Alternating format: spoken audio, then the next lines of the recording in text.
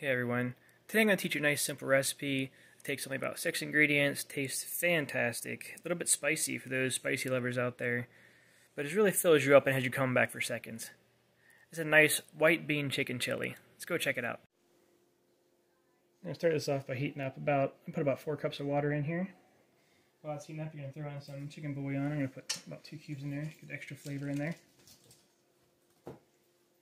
And while it's going, you can go ahead and add beans. These are those, I don't know if I say it right, cannelli beans. You can add as much as you want if you like beans or not. I don't like too many beans, so I'm going to do 2 cans. I've known people when they make certain kind of chilies that do 3 or 4 cans. I'm going to put some cumin in there. I'm doing about 3 tablespoons or 3 teaspoons for mine. And a little bit of diced up peppers. You can use whatever kind of peppers you like. I'm using jalapenos. Kind of give it that little extra something. You can let it heat up and let it boil for a while before you get to the next step. I'll come back when mine's ready. Alright, after you bring it to a boil, you want to turn it down a little bit, let it start simmering, and then you're going to put in some chicken, some pre-cooked chicken. I'm cheating a little bit. I'm using these pre-cooked canned stuff. I use this stuff all the time for my my curries and stuff. It's really good, it works really well, and tastes really good. So I use it a lot if I need pre-cooked chicken. I don't feel like cooking it myself.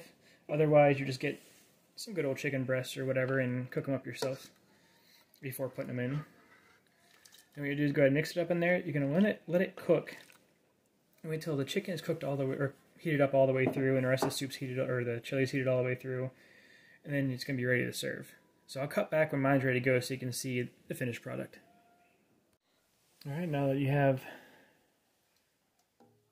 it all heated up and the chicken's nice and warm, you can go ahead and just put it in your bowl.